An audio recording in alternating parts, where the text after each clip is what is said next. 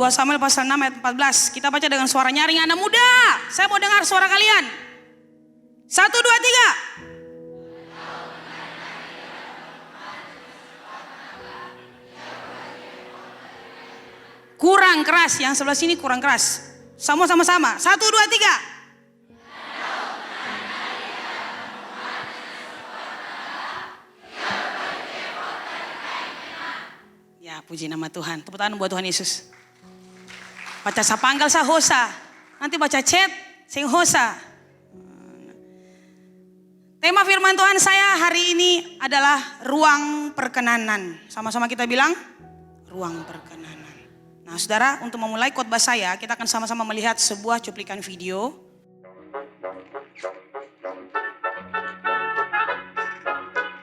Volume. Saudara, lihat kakinya. Bentuk tubuhnya, kepalanya.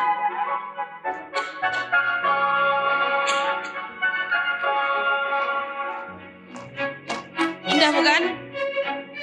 Sangat indah, cantik.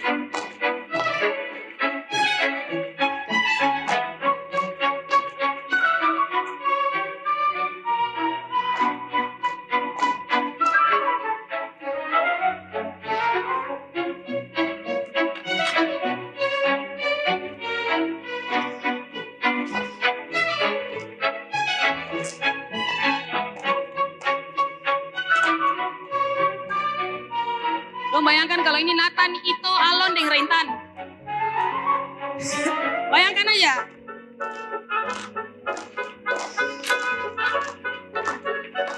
Jangan bayangkan, hapus. Lihat yang indah aja ini. Indah bukan? Lihat kaki mereka sangat lihai.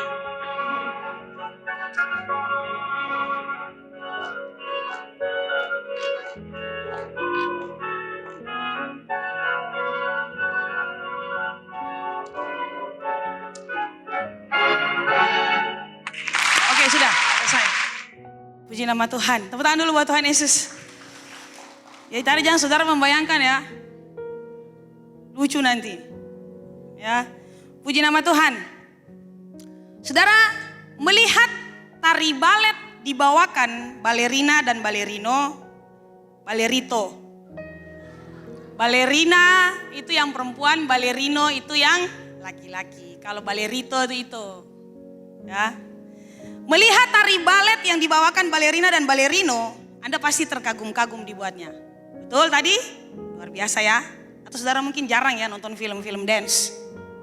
Saudara mungkin jarang nonton film-film menari. Nah, saudara perhatikan seorang fotografer balet asal Rusia hingga Islandia membeberkannya pada publik. Dalam proyek bertajuk Soul in Fit, ia mengumpulkan beberapa foto balerina berbakat di Rusia. Saudara, dia mengumpulkan foto beberapa balerina berbakat. Katakan berbakat, ini bukan ece-ece, ini berbakat. Dia kumpulkan beberapa foto balerina yang berbakat di Rusia. Tak hanya keindahannya saja, fotografer ini juga memberikan beberapa bagian tersembunyi dari balerina dan balerino yang saudara sendiri akan lihat, saudara akan ngeri. Dan berikut foto-foto yang dihimpun. Dah? Nah, Anda tadi lihat, bagus ya menarinya. Kayak gini ya model kakinya ya. Kayak gini ya. Jadi ini sepatunya kayak gini, memang didesain seperti begini sepatunya. Kalau saudara tadi lihat menarinya luar biasa, nah ini dia, posisi kaki seorang penari balet. Coba siapa bisa kasih contoh ya. Kasih contoh boleh supaya seru. Kalau saya ada contoh yang seru toh. Coba Ito kasih contoh. Ito, mari sini. Saya kasih contoh bisa berdiri begini kasih. Mari sini. Ito akan memberikan contoh, dia bisa kasih yang berdiri seperti begini. Lari cepat. Pasto postur tadi tinggi-tinggi, lari nyong cepat waktu.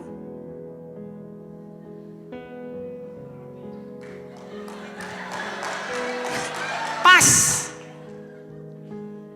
Berdiri kayak gitu bisa sing. Coba. Lapas sandal. Lapas sandal. Nah, berdiri situ supaya kamera sorot saya situ. Coba. Kamera ambil ini full. Saya bisa berdiri seperti begitu. Oke, terima kasih itu. Tuhan Yesus berkati. Tepuk tangan dulu buat itu. Kita lihatnya cantik, indah. Tapi saudara tahu, di balik keindahan yang Anda lihat, ada pengorbanan yang luar biasa. Next. Saudara lihat kaki balerina kayak gini. Ini tadi saya ulangi ya. Balerina yang berbakat. Jadi dong ini sudah expert, sudah ahli, bukan ece-ece. Kayak ginilah bentuk kakinya. Next. Lihat. Tadi kita menikmati keindahan tarian, tapi tahukah Anda mereka menahan rasa sakit ini? Mengerikan bukan? Sangat mengerikan. Tadi saja itu yang bisa berdiri kayak gitu. Mereka tanpa menggunakan sepatu ini mereka bisa berdiri seperti begini tanpa menggunakan sepatunya. Kalau sama sepatunya mereka bisa berdiri 90 derajat. Next. Tuh. Jadi kalau Anda tipikal cowok yang lihat perempuan dari jari kaki, minta maaf.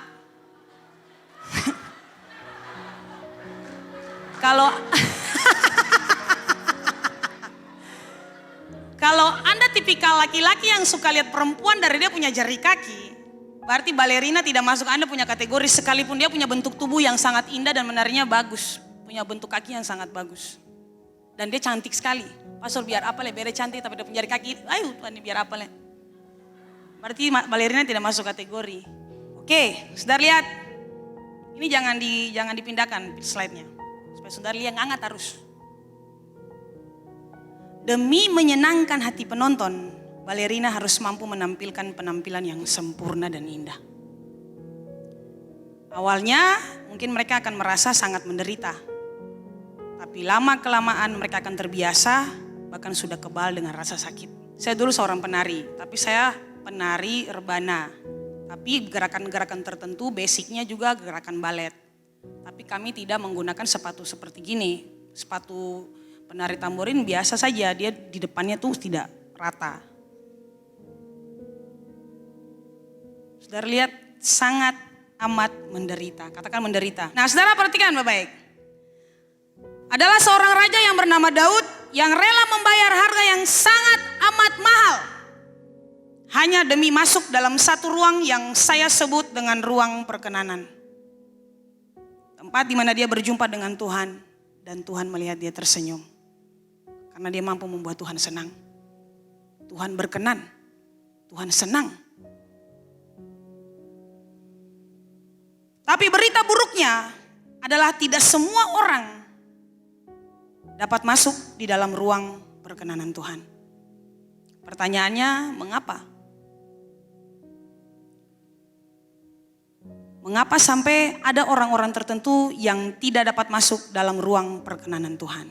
Jawabannya adalah karena tidak berani membayar mahal. Untuk masuk dalam ruang perkenanan ini, Anda harus membayar tiket. Dan tiket itu sangat mahal harganya. Bagi orang-orang yang tidak dapat masuk ke dalam ruangan ini, harga tiketnya terlalu mahal buat mereka. Dan mereka tidak mampu untuk membelinya. Akibatnya, orang-orang seperti begini, orang-orang yang tidak dapat masuk dalam ruang perkenanan Tuhan. Banyak sekali orang-orang seperti begini yang hidupnya tidak menyenangkan hati Tuhan. Sehingga berujung kepada murka Allah. Katakan murka Allah. Pertanyaannya adalah, lalu apa syarat untuk masuk dalam ruang itu? Bagaimana caranya pastor supaya saya bisa masuk dalam ruang perkenanan yang pastor bilang itu? Bagaimana caranya supaya saya dapat menyenangkan hati Tuhan after all? Setelah semua yang saya lakukan, yang saya tahu pastor bahwa itu sangat menyakiti hati Tuhan. Lalu bagaimana caranya supaya saya masuk dalam ruang perkenanan Tuhan? Saya tahu saudara, Anda yang datang di tempat ini, saya tahu ada yang jatuh bangun. Ada yang jatuh bangun untuk bikin Tuhan senang. Ada mungkin yang baru 1-2 kali hadir. Dan sama sekali dan punya track record yang benar-benar buruk.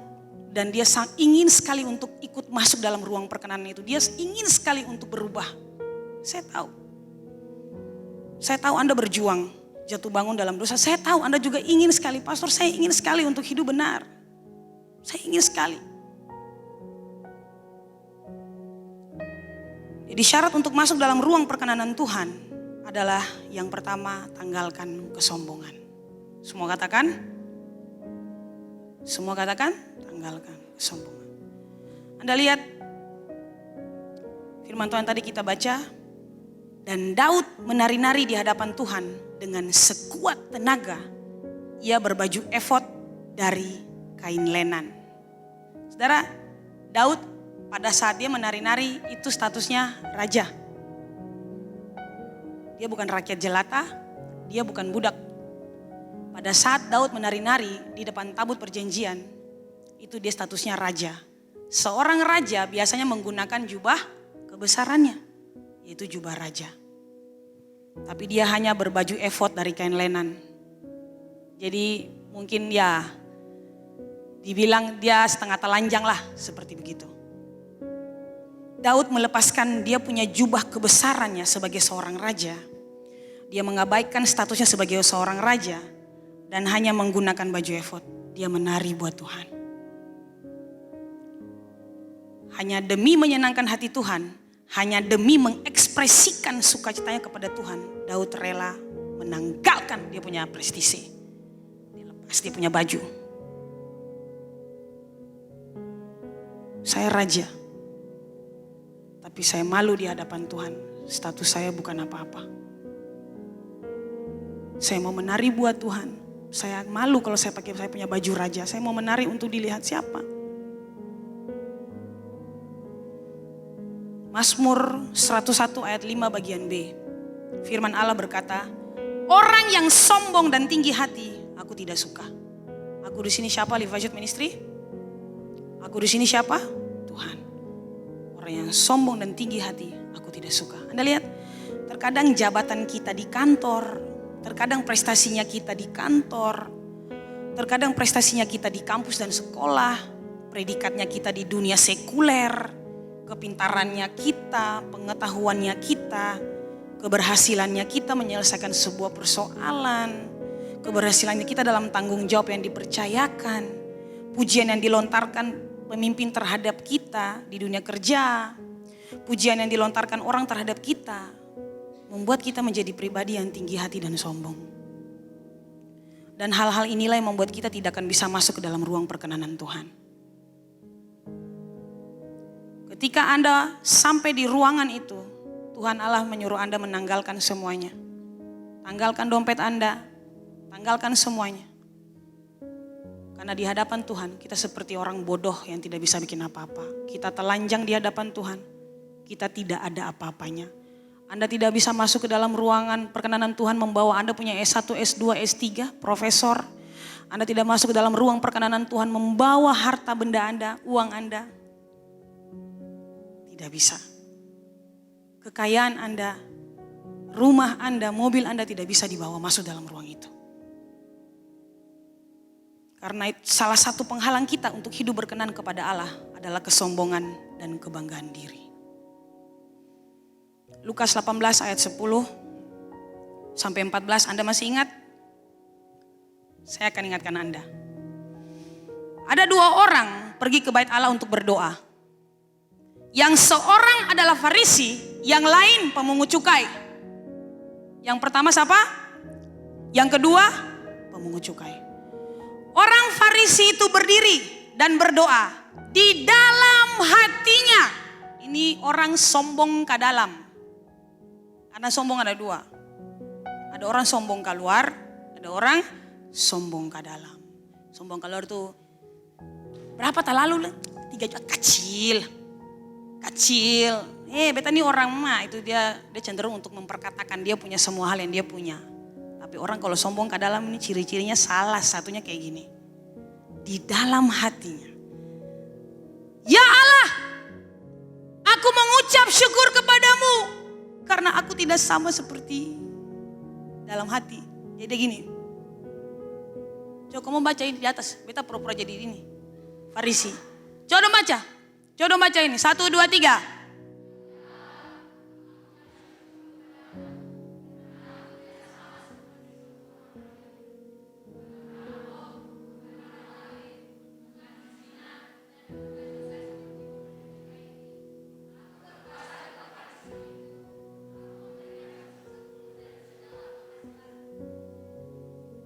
Itu orang sombong ke dalam.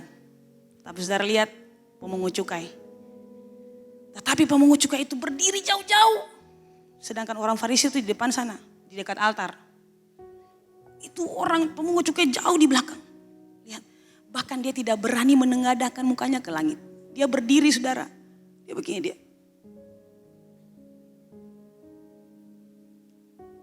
Dia memukul dirinya. Ya Allah, kasihanilah aku orang berdosa ini. Bahkan memandang ke langit, memandang wajah Tuhan pun dia merasa dia tidak mampu. Ya Tuhan, kasihanilah aku yang berdosa ini. Dia berkata, dia berseru saudara lihat. Dia berkata kalau tadi dalam hati. Tadi dia berkata, ya Tuhan, kasihani aku orang berdosa ini. Aku berkata kepadamu, orang ini pulang ke rumahnya sebagai orang yang dibenarkan. Dan orang lain itu tidak. Sebab barang siapa meninggikan diri, ia akan direndahkan. Dan barang siapa merendahkan diri, ia akan ditinggikan.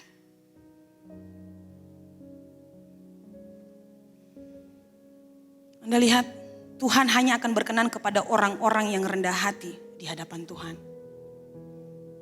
Jadi jika engkau anak muda ingin hidupmu berkenan kepada Tuhan, ketika engkau menghampiri tatanya yang kudus dalam pujian dan penyembahan, tunjukkan sikap hatimu yang benar dalam memuji Tuhan. Selama engkau bisa mengangkat tangan, angkat tangan. Selama engkau bisa tepuk tangan. Kayak lagu apa tuh yang paling baik?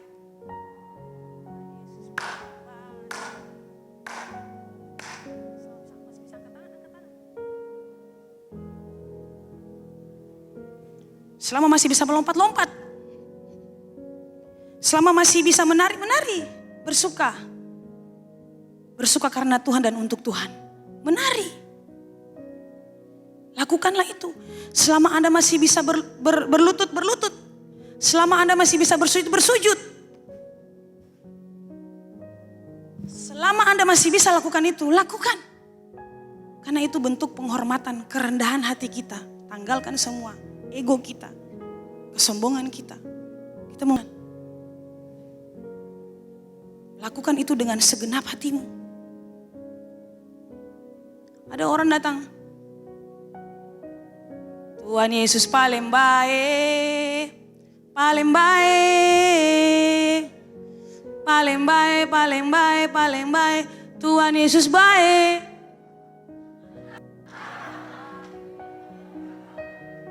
Paling baik, laki-laki ya.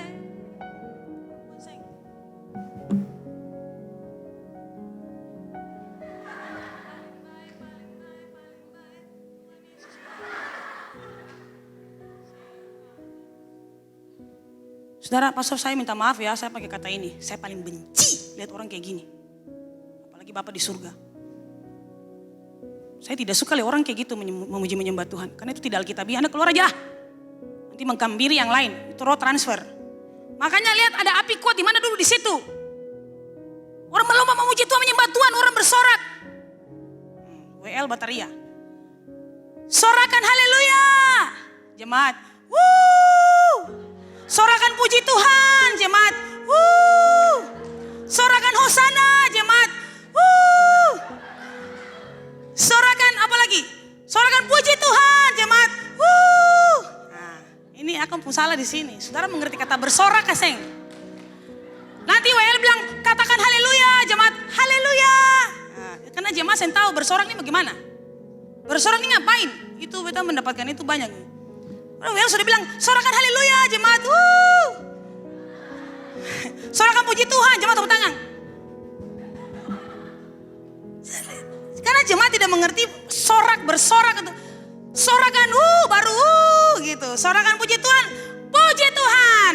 Jadi ingat ini instruksi WL, salah ini. Ini kayaknya di kehidupan nyata nih selalu tabrak instruksi ini, salah. Atau mungkin Anda tidak mengerti apa dibilang well, sorak. Pas bilang katakan baru jernih. Itu katakan mau mengerti. Katakan haleluya, haleluya. Sorakan haleluya. Aduh. Jadi WL jadi capek di muka. Ya kan? Kayak ini WL yang saya mengerti. Beta pernah menganalisa ini. Ini cuma kita mengerti nih. Jadi bagus puji Tuhan di kesempatan yang indah ini. Beta menyampaikan hal tersebut ini. Sehingga dong mengerti, amin. Sama-sama. Dalam hati terima kasih Pastor Toh, ya sama-sama. Jadi ketika saudara datang memuji menyembah Tuhan, saudara tanggalkan semuanya. Di City Harvest Church, kalau Anda pergi, Anda akan temui usher itu bukan hanya anak muda. Usher itu juga orang dewasa.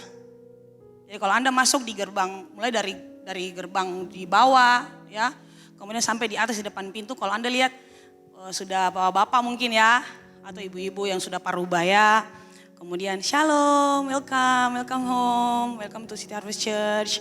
Saudara mungkin pikir, datang yang sombong. Dan cuma halo le, tahukah Anda yang Anda salami usher-usher depan itu adalah kepala-kepala kantor, kepala-kepala dinas kalau di Indonesia, pengusaha-pengusaha kaya raya yang punya rumah-rumah elit, yang punya mobil-mobil 3, 4, 5 biji. Hanya nih Pastor, karena beliau pernah di usher 1 bulan, saya juga pernah di usher 1 bulan, melayani di usher 1 bulan.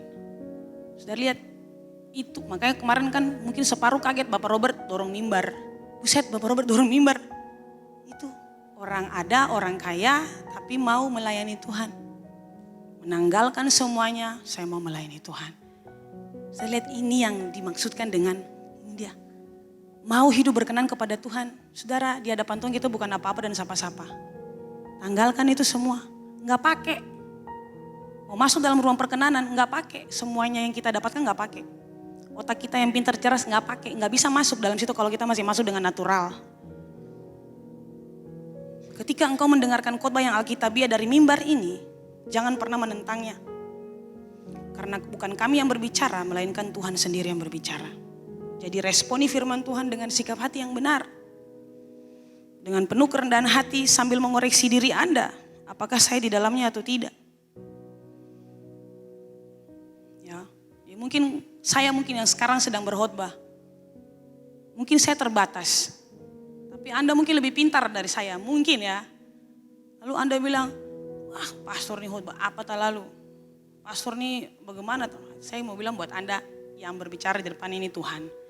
Anda hanya perlu untuk merendahkan diri Anda. Karena di dunia rohani beda dengan dunia sekuler. Satu kali begini, itu pandang rohani, Wanti baptis, simpan file di laptop. Wanti pun kakak, telepon beta. Pastor Lady tolong ke rumah, jam 9:30 malam. Ini peristiwa lama, beberapa tahun yang lalu. Pastor tolong ke rumah, oh iya. Saudara beta datang, beta pakai bahasa Ambon ya, beta datang. Beta duduk tengah. Dia pun kakak sampai sini, Wanti sampai sini. Nganga satu. Dia pun kakak. Diam sah, nganga dia. Beta nganga Wanti susah berbentuk lah itu hang. Wanti dapat pukul sampai baju-baju sama su. Rambu sama su. Dapat pukul. Lalu dia pun kakak kas keluar pisau. Sengaja angka beta lihat. Pastor tolong pertanggungjawabkan dia pembaptis yang 2 kali ini doh. Sebab beta akan tusuk dia kas mati dia malam ini.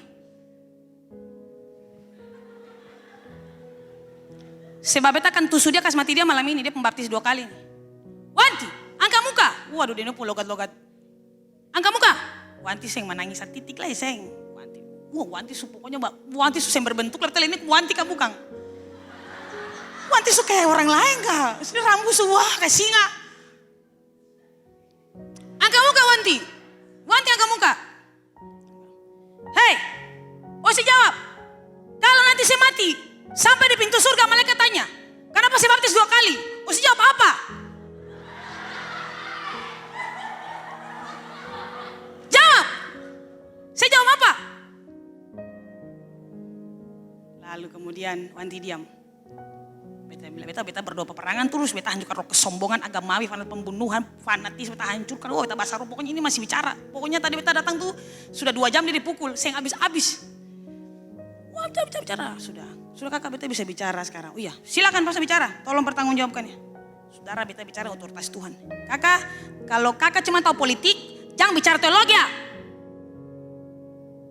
Kakak cuma tahu hal politik, yang ada itu kejadian malaikat cegatial tanya kata kenapa baptis 2 kali, yang ada peristiwa itu di sorga.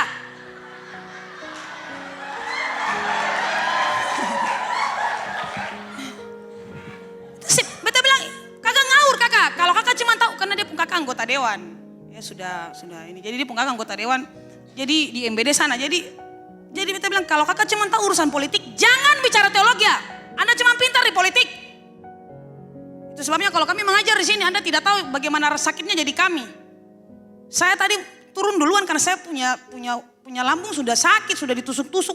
Saya turun harus persiapan menguras pikiran, saya sakit, menguras otak, saya punya lambung sakit. Kami berbicara, Anda tidak boleh. Wah, ini pastor nih harusnya bicara begini, mau tidak boleh. Pastor harap supaya semuanya bisa menerima dong punya pastor-pastor yang kekurangan kelebihan masing-masing. Amin. Tepuk tangan dulu buat Tuhan Yesus. Jadi sudah singkat cerita saya jadi tusuk. Beta sama bilang begitu, onto langsung bilang, oh iya pastor. Iya beta jelaskan peran tua. Saudara lihat kuasa Tuhan, ini tunduk. Beta datang yang otoritas Tuhan. Jadi kuasa dalam sero tunduk.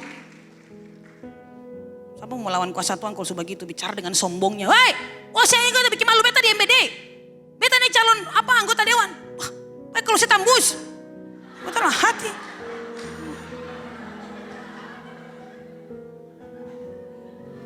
Ya, semua sukacita, amin. Jadi saudara, harga dari sebuah tiket untuk masuk dalam rumah perkenanan Tuhan yang pertama Anda harus tanggalkan Anda punya kesombongan, prestise. Anda mau Tuhan senang dengan Anda, semua kesombongan dalam hati itu tanggalkan.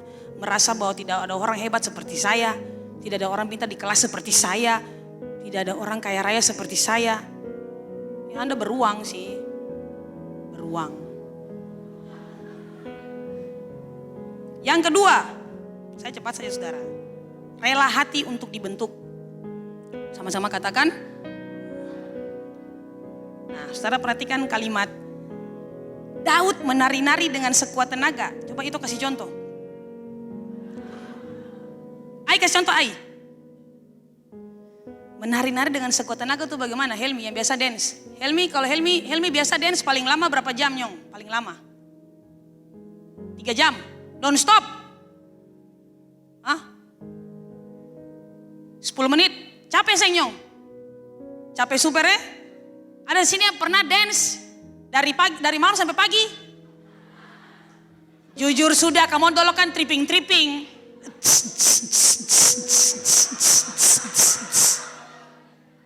Ya kan?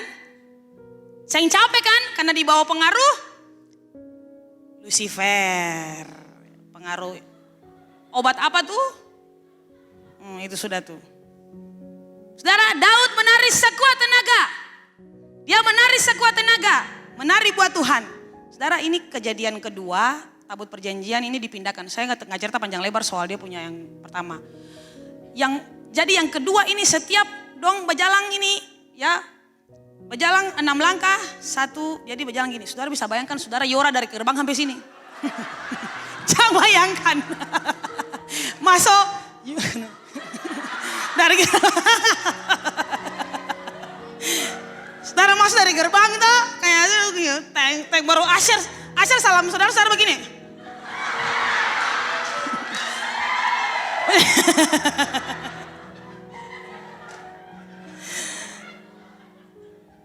Jadi Daud itu dia jalan saudara. Daud berjalan, dia menari saudara.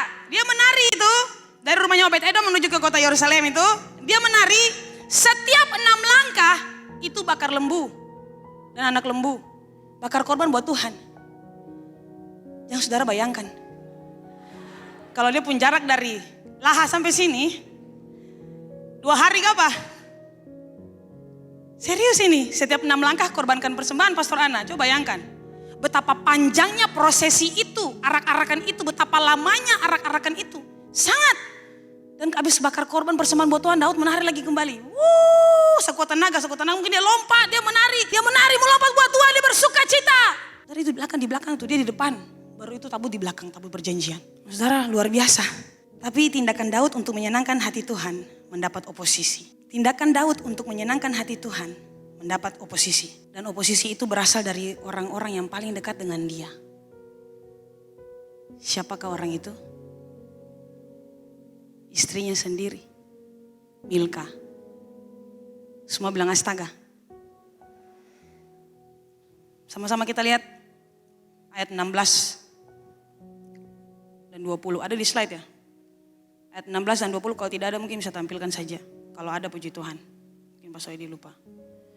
Kita lihat ayat 16. Kasih tampilkan di atas. Ayat 16. Ketika tabut Tuhan itu masuk ke kota Daud. 2 Samuel 6 ayat 16. Ketika tabut Tuhan itu masuk ke kota Daud.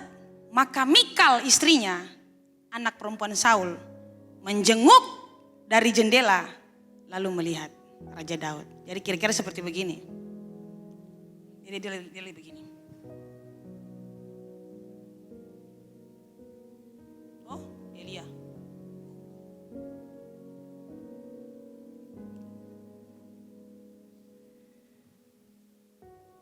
Dia lihat dari jendela. Daud lagi meloncat-loncat, menari-nari di hadapan Tuhan.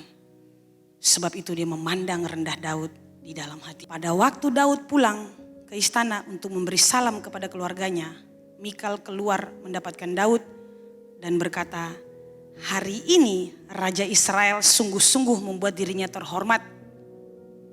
Ia telah bertelanjang seperti orang dungu dan tak tahu malu di depan budak-budak perempuan milik para pegawai istana. Itu dalam terjemahan BIMK. Saudara lihat, dalam mengikut Tuhan, pertentangan pertama akan datang dari orang yang tinggal satu rumah dengan Anda. Itu yang pertama kali menentang Anda. Dalam mengikut Tuhan, pertentangan pertama akan datang dari orang yang tinggal satu rumah dengan Anda. Lukas 12 ayat 51 sampai 53. Sama-sama kita baca. Saudara baca. Saudara baca, 1, 2, 3.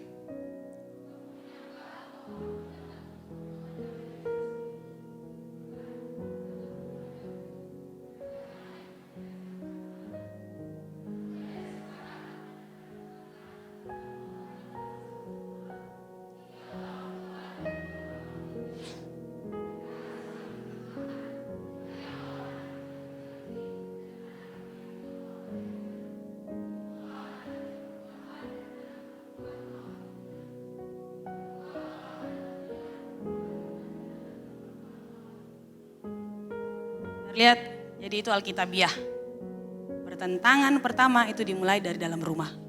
Kalau Anda ikut Tuhan, apalagi Anda pergi di gereja orang GPM bilang gereja kecil seperti ini. Pada ketemu gereja besar. Jangan heran kalau Anda ditentang oleh Anda punya orang tua atau kakak, siapapun di dalam rumah. Jadi kemarin minggu lalu beta lihat beta pada komsel nih 3 kakak adik saya bisa datang. Alasan saya ada ongkos. Oke. Beta juga kemarin sakit. Jadi beta sing bisa tempur ke Wayame untuk kasih dong ongkos karena sakit yang setiap bulan.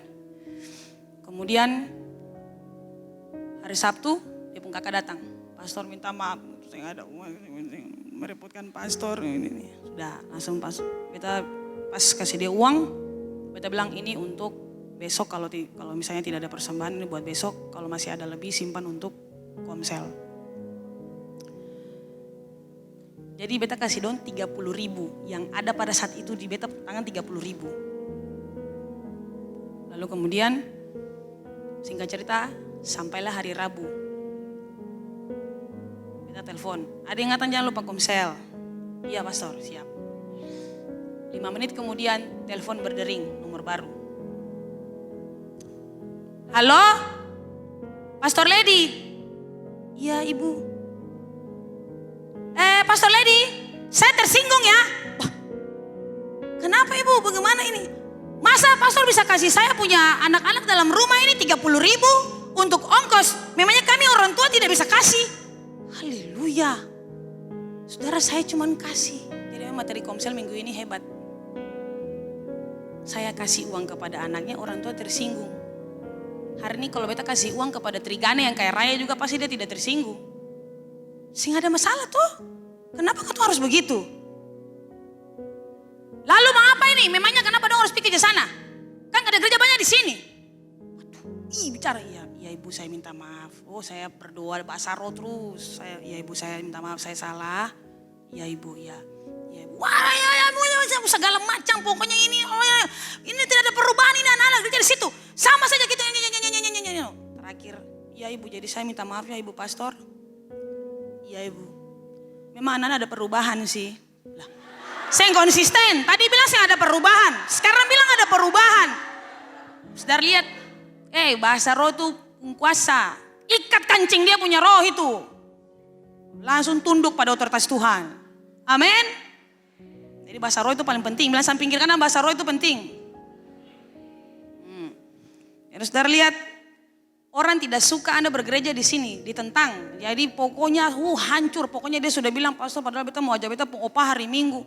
Tapi memang saudara lihat kalau Anda mau ajak orang yang mengeraskan hati di dalam rumah, yang sebenarnya tidak suka Anda di gereja ini, Anda perlu doa puasa. Tidak gampang. Kami sudah ajak opah padahal opah sudah mau. Saya tahu pakai tante nih. Tante lapor opa marah besar, akhirnya saya tahu opa jadi datang ke saya. Katong nanti berdoa supaya besok opa muncul di muka. Biar opa sudah rentala ya, katong angkat gendong. Di sini. Dan benar, Alkitab itu relevan ya sepanjang masa, katakan relevan. Mikal, si ratu nyinyir. Ya, saudara lihat. Ketika Daud sampai, shalom. Contoh ya. Lalu Mikal bilang begini. Hari ini Raja Israel sungguh-sungguh membuat dirinya terhormat.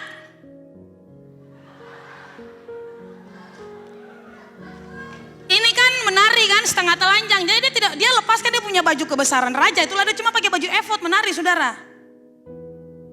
Kain linen tuh sampai di sini saja. Jadi dia gak pakai jubahnya, jubah imam pun dia pakai kain linen saja itu.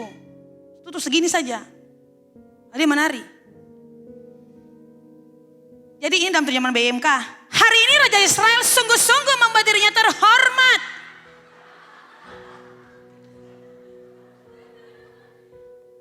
Nah ini persoalan, katakan persoalan.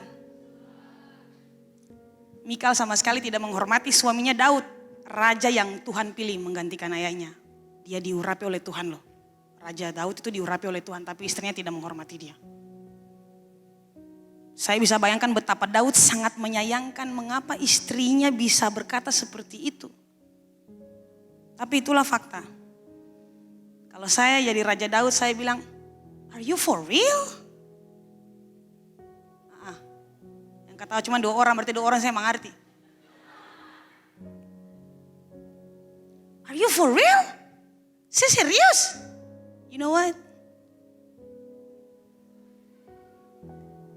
It broke my heart, but it opened my eyes.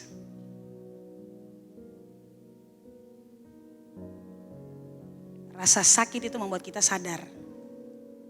Saudara, rasa sakit mungkin tidak bisa buat Anda bangkit seketika, tapi at least Anda masih bisa sadar.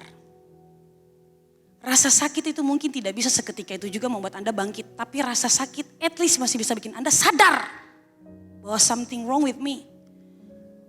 Kalau saya punya lambung sini sudah sakit. Saya kan sakit kan bukan berarti langsung semaput saya bangun-bangun. Ya kan? Sakit kan? Oh iya, saya sadar bahwa oh ya kayaknya beta seng betul ini beta punya lambung. Kayaknya beta punya makan sudah mulai rusak ini beta punya pola makan. Rasa sakit selalu buat kita sadar.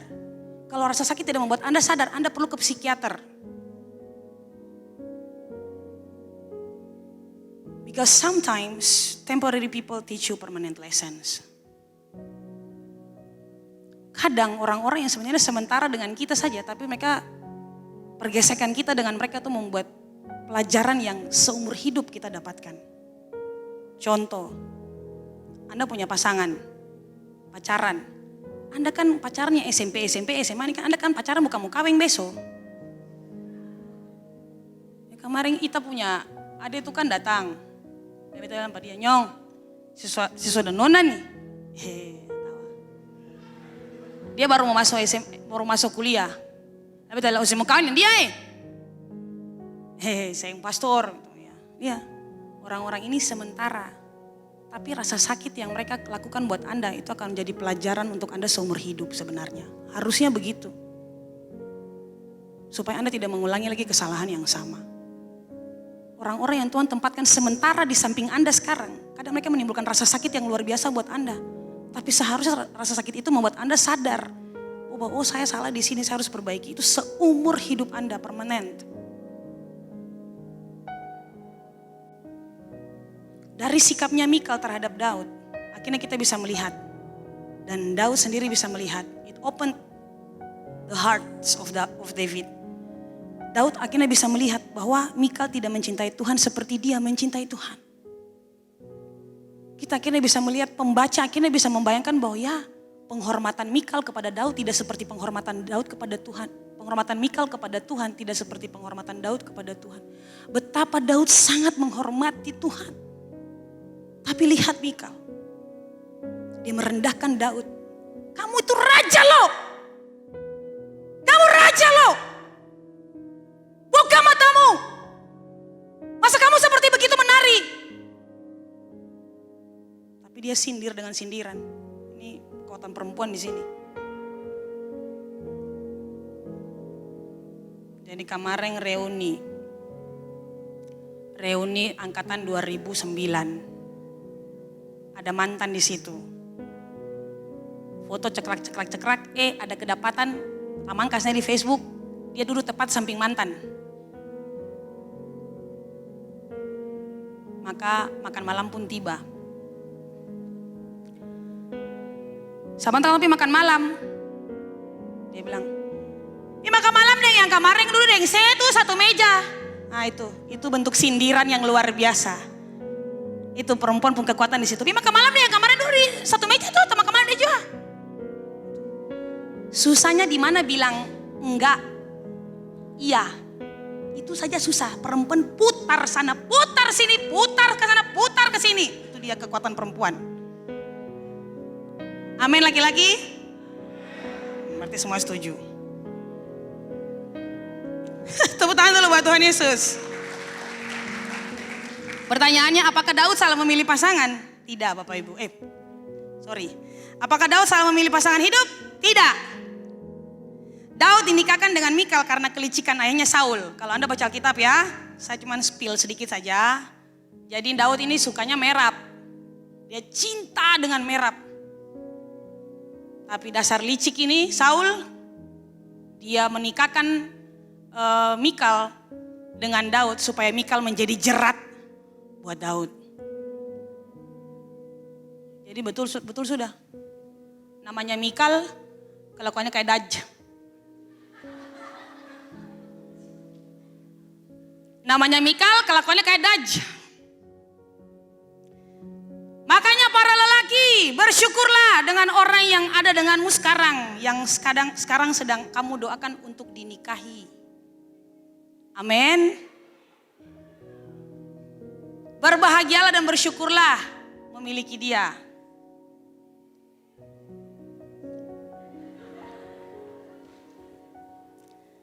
Jangan, dengar anak muda ini buat kamu. Bersyukur dengan apa yang ada padamu. Jangan terlalu terobsesi mengincar yang cantik. Nanti nyesel loh kalau ternyata plastik. Amin. Amin yang perempuan. Jangan terobsesi mengincar yang licin. Yang saya ada titik tuh. Nanti nyesel loh kalau ternyata licik. Makanya ada uang abang disayang, tidak ada uang abang dibuang. Itu yang namanya licik. Ya, itu dia. Jadi bersyukur saja dengan apa yang ada. Ini Daud kalau dia boleh memilih, dia tidak mau Mikal. Dia mau merab kok, dia cinta merab. Jadi ini pelajaran sekilas buat kita anak muda. Anda punya pasangan hidup itu menentukan Anda punya perjalanan. Yang laki-laki, Anda harus bijak. Kalau pasangan hidup Anda menopang Anda untuk hal rohani, Anda harus pertahankannya sampai menikah. Tapi kalau sedikit ibadah ini sih menjadi nabi kah Pak? Ibadah.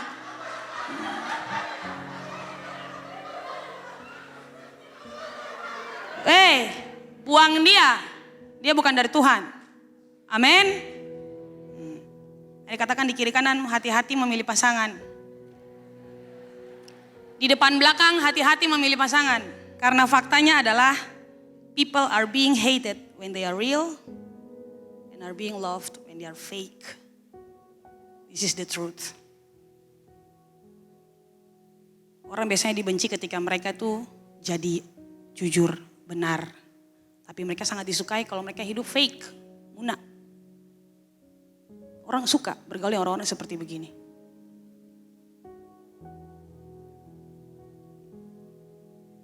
Jadi anak muda yang Tuhan Yesus kasihi, Daud dibentuk oleh istrinya sendiri. Daud diproses lewat istrinya sendiri. Materi komsel kita minggu ini berbicara tentang hati. Sekalipun Daud direndahkan dan disindir oleh istrinya. Sekalipun Daud direndahkan, disindir oleh istrinya. Hanya karena dia masuk dalam ruang perkenanan Tuhan. Hanya karena dia mau untuk masuk menyenangkan hati Tuhan.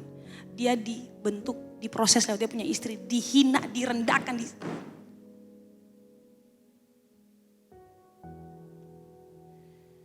Tapi Daud berkata, aku menari untuk menghormati Tuhan. Dengar baik-baik Mikal. Aku menari untuk menghormati Tuhan yang telah menolak ayahmu serta keluarganya. Lalu memilih aku menjadi pemimpin Israel. Sebab itu aku akan terus menari untuk menghormati Tuhan. Bahkan aku bersedia dihina lebih daripada tadi. Kalaupun aku harus direndahkan, dihina hanya karena aku menghormati Tuhan, aku rela dihina lebih daripada tadi. Peristiwa tadi itu yang dia dihina, direndahkan. Peristiwa tadi yang waktu dia menari-nari itu. Artinya dia mau bilang, sekalipun dia menari telanjang bulat untuk senangkan hati Tuhan, dia akan bikin. Boleh saja engkau memandang rendah kepadaku, tapi budak-budak yang kusebutkan tadi akan menghargai aku. Saudara, istri sendiri tidak menghargai dia hanya karena dia menghormati Tuhan. Anda perlu hati-hati dengan Anda punya calon pasangan hidup. Kalau dia tidak menghormati Tuhan dan menghargai Tuhan sama seperti Anda, saudara, saya mau kasih tahu, lepaskan dia.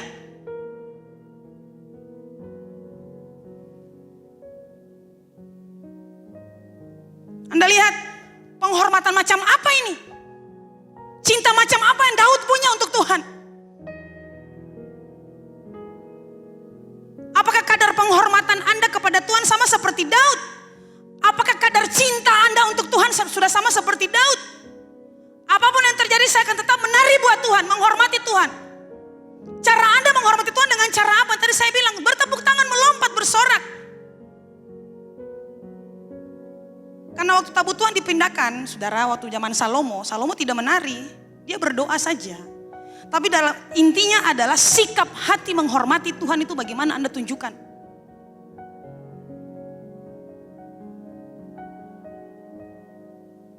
Anda malu kalau angkat tangan, Anda malu dengan teman-teman, Anda malu kalau melompat memuji Tuhan, menyembah Tuhan, Anda malu. Kalau bersujud berlutut, Anda malu. Pada saat itu bentuk penghormatan kita kepada Tuhan, kita mau berkenan, kita harus rela dibentuk. Orang hina ketong, orang saudara lihat kasih hatimu, rela hati untuk mau diproses. Orang hina saya, rendahkan saya, mengejek saya hanya karena saya bersujud, gak apa-apa. Orang-orang yang seperti begini Tuhan berkenan untuk hidupnya. Dia rela direndahkan. Jangan pernah menyembunyikan cintamu untuk Tuhan hanya karena tidak mau kehilangan teman. Tunjukkan cintamu untuk Tuhan dan lihat siapa yang benar-benar adalah temanmu. Jangan mau kehilangan teman hanya karena Anda takut dibilang saya sudah melayani di gereja. Anda rokok terus berhenti merokok dalam nama Yesus, saya bilang Anda. Jangan mau kehilangan teman hanya karena mereka tahu saya sudah cinta Tuhan, sekarang saya sudah berubah hidupnya. Enggak. Anda tunjukkan bahwa saya sudah berbeda, saya mencintai Tuhan. Dan Anda akan lihat siapa teman yang bertahan dengan Anda. Your real friend. Kalau dia menyayangi Anda sudah mencintai Tuhan, dia akan ikut Anda untuk mencintai Tuhan.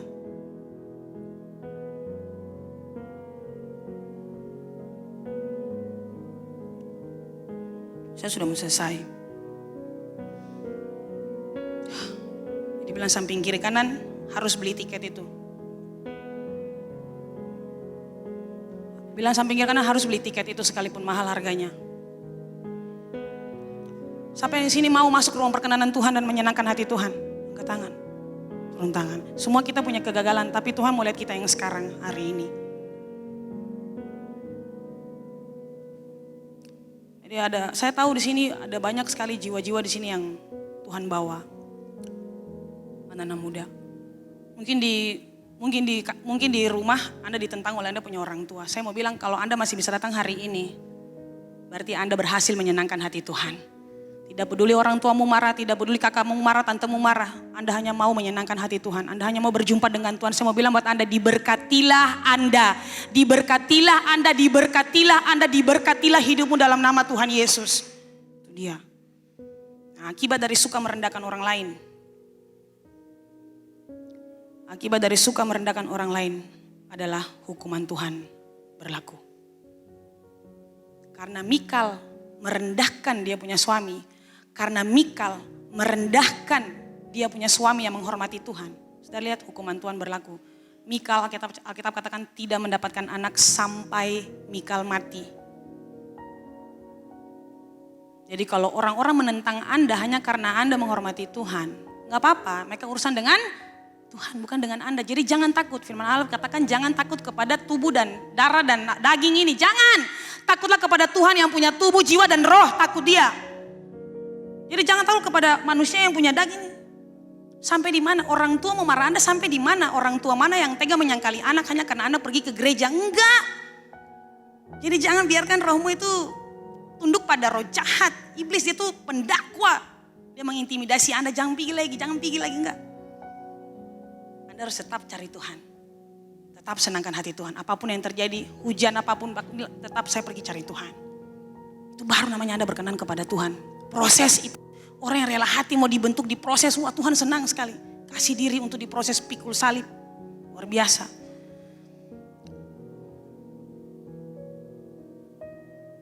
Jadi kesimpulan khotbah saya hari ini adalah untuk masuk dalam ruang perkenanan Tuhan. Harga tiket yang harus kita bayar adalah dengan cara menanggalkan kesombongan kita dan dengan rela hati dibentuk dengan penderitaan untuk pikul salib. Jadi pikul salib tidak mudah. Sakit kan? Sakit. Teman-teman yang dulu bergaul dengan kita sudah tidak mau bergaul dengan kita lagi. Kenapa? Karena apa sedikit larang ketong maki, apa sedikit larang ketong bicara kotor, apa sedikit larang ketong berbohong, apa sedikit larang ketong begini larang begitu. Gak apa-apa. Kan saya bilang, tunjukkan bahwa Anda mencintai Tuhan. Anda akan lihat siapa teman Anda yang sesungguhnya nanti. Jadi jangan sembunyikan, oh, malu hati, larang dong malu hati. Larang dong malu hati lah, nanti dong hati bagaimana kalau ketong larang-larang. Enggak, tunjukkan itu buat mereka.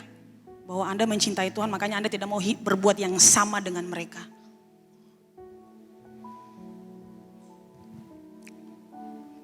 Puji nama Tuhan. Jadi saudara, menutup khotbah saya akan sedikit kesaksian buat saudara. Kenapa saya sampaikan firman Tuhan ini.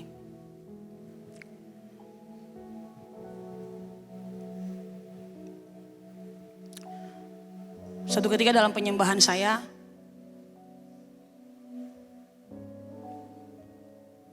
Tuhan bicara, Tuhan kasih lihat saya sebuah pemandangan yang tadi. Balet, menari balet. Menari balet.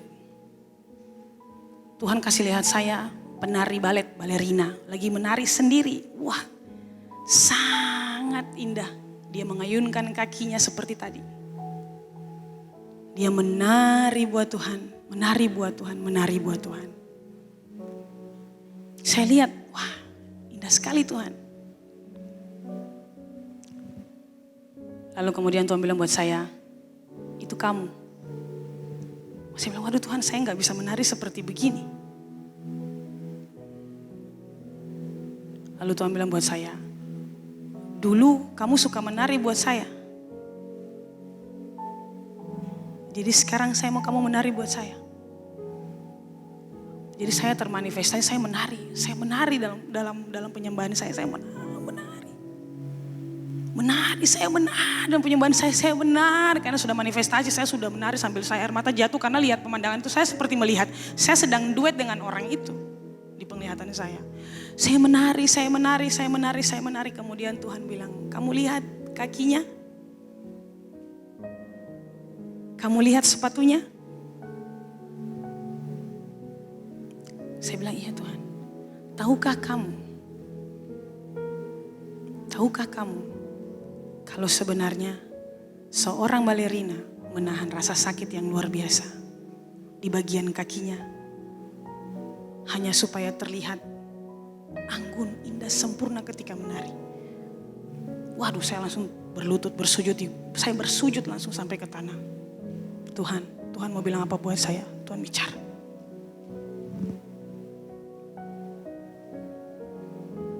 Ada Tuhan bilang, menarilah buat aku sekalipun kesakitan yang kamu rasa. Menarilah untuk aku terus sekalipun kamu tersakiti. Tahan rasa sakit, menarilah untuk aku. Tahan, kamu harus kasih penampilan yang paling menarik untukku. Senyum di wajahmu. Saya senyum, aduh Tuhan, saya bingung, saya mau menangis, saya senyum, air mata saya berlinang. Waduh, saya senyum, saya Tuhan, saya ketawa. Saya tertawa tapi air mata saya jatuh terus. Tuhan bilang, kamu harus, orang itu menari. Balerina itu dia menari tapi dia tersenyum. Sekalipun kaki sakit. Jadi dalam keadaan suka, dalam keadaan duka, Tuhan bilang, kamu harus memuji aku. Maka tadi waktu doa, Pastor Ana langsung angkat lagu tadi waktu keton doa puasa. Yesus, ku cinta kau, ku tinggikan, ku agungkan. Aku kan memujimu, baik di dalam suka dan duka. Waduh, saya tersungkur di belakang. Lalu saya mempersiapkan khotbah ini, Tuhan bilang, kamu ingat, saya pernah kasih lihat kamu satu pemandangan. Yang mana Tuhan? Waktu kamu di sini. Waktu itu mungkin Pastor Ana lihat saya manifestasi, Pastor Ana suruh saya bersaksi di sini. Saya menari di sini, lalu Pastor Ana suruh saya bersaksi di sini karena mungkin Pastor Ana mungkin sudah bisa tahu bahwa saya melihat sesuatu. Saya menari. Saudara tahu dalam penglihatan saya melihat satu ruangan. Lalu dalam ruangan itu saudara, itu Tuhan, seperti Tuhan sedang duduk di ruangan itu. Lalu Tuhan bilang gini, ayo masuk. Waduh, Tuhan bilang, mari sini masuk. Masuk sambil menari. Saya mau kamu masuk sambil menari. Hari itu saudara, ya saya ingat Tuhan, saya ingat peristiwa ini, saya ingat penglihatan ini. Saudara, saya di sini nih, saya posisinya masih di sini, duduknya masih di sini. Lalu kemudian saya menari bersuka cita, saya masuk dalam ruangan itu. Tuhan bilang, masuk nak, mari masuk. Masuk nak, masuk. Saudara sampai di depan pintu ruangan itu saudara. Jadi Tuhan di situ tuh, lagi panggil saya masuk nak, sini Tuhan panggil. Saya masuk, begitu sampai di depan pintu, begitu saya mulai melangkahkan kaki masuk ke dalam ruangan itu saudara. Tuhan bilang, buka tanganmu. Saya buka tangan. Satu lagi. Tak. Saudara, dalam keadaan dua tangan yang terbuka. Seperti begini.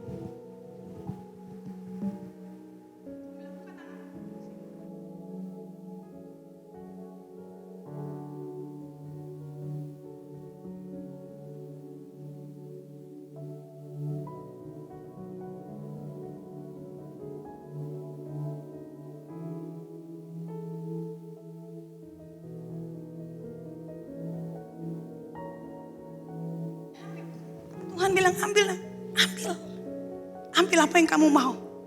Saya menari itu. Kemudian ada satu benda. Saya bilang, Tuhan itu bagus sekali. Apakah saya bisa mengambil itu? Lalu Tuhan bilang buat saya, tidak, itu punya gembalamu. Berkatmu berbeda, itu punya gembalamu. Itu punya mama gembala. Waduh, saya bersuka cita saudara. Karena setidaknya saya sudah dapat banyak. Ya saya bersuka cita. Dari situ saya bilang betul. Jadi itu saya renungkan firman Tuhan ini. Tuhan saya mau kasih judul apa? Tuhan bilang, kamu ingat ruang itu? Itu ruang perkenananku. Aku berkenan kepada orang-orang. Tapi hari itu saya ingat perintah, instruksi dari Pastor Ana hari itu adalah bersihkan semua hati kita, pikiran kita, bersihkan dari yang kotor, tercemar dengan sakit hati, dengan kepedihan, luka, semua kesombongan, ketasan, semua. Jadi saya bersihkan. Wah, saya ingin cepat saudara. Kalau sampai di masa diratuan saya tidak ingin lama-lama. Enggak, saya mau cepat. Lama-lama harus WL, angkat dulu baru saudara angkat. Enggak, diri sendiri harus angkat ketemu Tuhan. Jangan tunggu WL harus push saudara, jangan. Jadi saya bersihkan, bersih dalam nama Yesus, pergi kegelisahan, kepahitan, luka, pergi sakit hati, semua dosa, kecemaran hati, semua pergi dalam nama Yesus, pergi. Bersihkan, baru saya mengalami itu. Jadi benarlah firman Tuhan hari ini. Daud tanggalkan semua presisenya, kesombongannya. Dia masuk, dia rela untuk dibentuk, diproses. Rendah hati. Dia direndahkan, dia dihina, tersakiti, terluka. Saudara, perkenanan Tuhan pernah saya sampaikan di sini. Perkenanan Tuhan mampu mengubahkan hidupmu yang gagal menjadi mahal. Perkenanan Tuhan mampu memulihkan keluargamu. Perkenanan Tuhan mampu untuk memberikan apa saja yang kamu butuhkan. Perkenanan Tuhan mampu untuk membuat engkau tertawa sekalipun engkau rasa sakit. Perkenanan Tuhan mampu membuat engkau bahagia dan sukacita sekalipun yang engkau rasa berbeban berat. Perkenanan Tuhan mampu membuat engkau terus maju sekalipun engkau menghadapi tantangan. Perkenanan Tuhan membuat engkau terus bergairah, bersemangat sekalipun yang engkau rasa, aduh sepertinya saya putus asa. Tapi di hadirat Tuhan, perkenanan Tuhan. Ini ruang perkenanan Tuhan yang Tuhan tunjukkan buat saya. Aku berkenan kepada orang-orang yang sudah bersih dan mau menghormati aku. Pertanyaan saya adalah bagaimana cara Anda menghormati Tuhan? Dengan tarian muka? Dengan sikapmu menyembah Tuhan kan? Dengan melompat, mengangkat tangan memuji Tuhan, berlutut bersujud, itu cara engkau menghormati Tuhan. Kita anak muda, kita identik dengan puji-pujian dan penyembahan.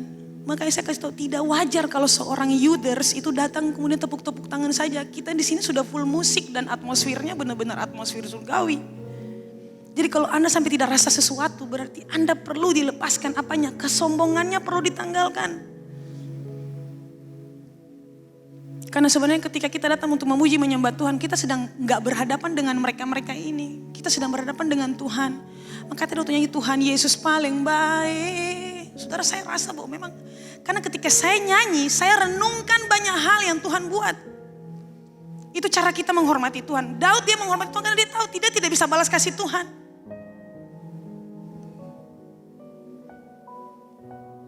Saya minta singers ke depan.